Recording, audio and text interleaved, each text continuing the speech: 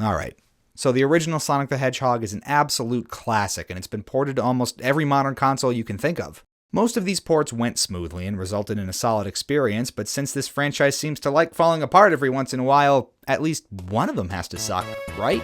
So this time around, we're taking a look at the worst of the worst, Sonic the Hedgehog Genesis.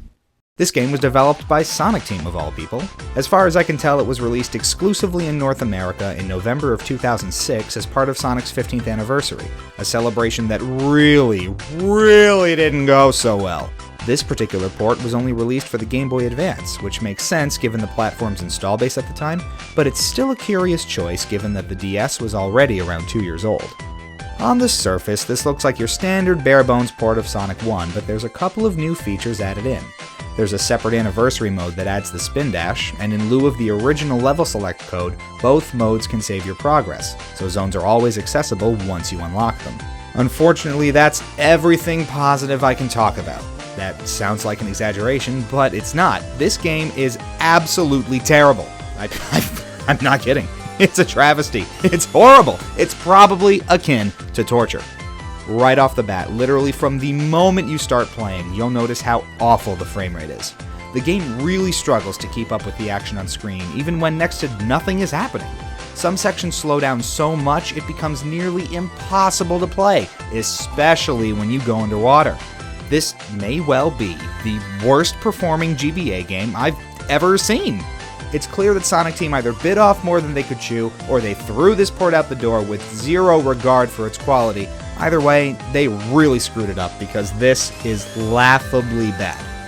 The other thing you'll notice is that the game looks really cramped. The graphical assets more or less mirror the Genesis version, but no attempt was made to properly scale them down to accommodate the smaller screen size. The result is a game that stays so close to Sonic that you can barely see anything around him.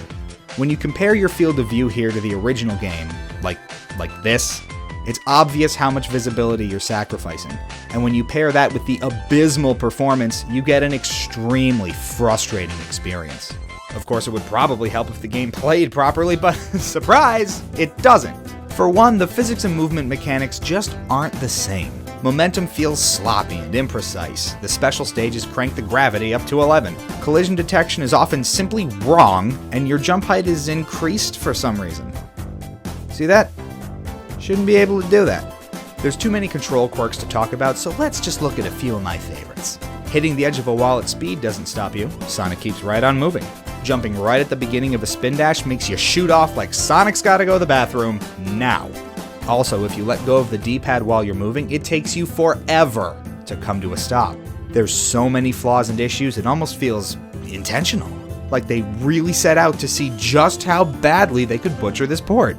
I mean, I know that's probably not actually the case, but come on, look at this! The whole thing's a mess! What happened here? It's not just the mechanics that got lost in translation, though. The presentation took a big hit as well. The synth used to recreate the music sounds unpleasantly cheap and shrill, like something out of an illegal bootleg. Listen to the difference.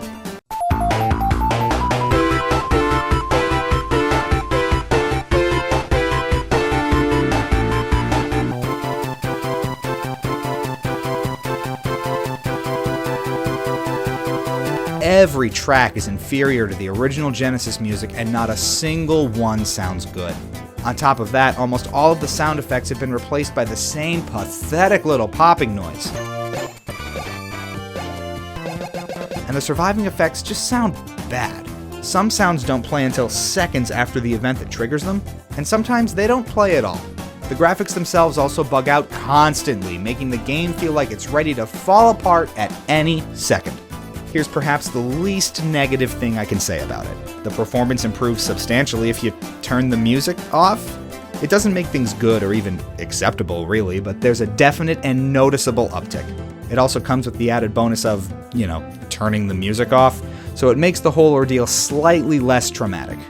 Slightly. And there you have it, folks. I don't know how they managed it, but Sonic Team somehow thoroughly broke nearly every single element of the game that made them famous. Between the half-assed physics, the pathetic sound, and the hysterical performance issues, this is as bad a hack job as you'll ever see in your life. And they had the guts to sell this game for $20 when it first came out.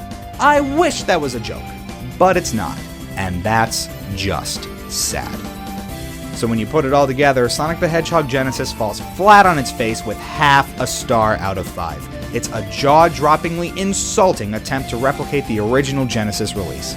Stay away from it at all costs. You have literally dozens of better ways to play this game. Well, thank you very much for suffering through that one with me. If you want to see more retro reviews, click one of those links right there and keep on watching. They're all on much better games, I promise. For more news, reviews, and information on all things Sonic and Sega, you know where to go. TSSZnews.com. See you next time.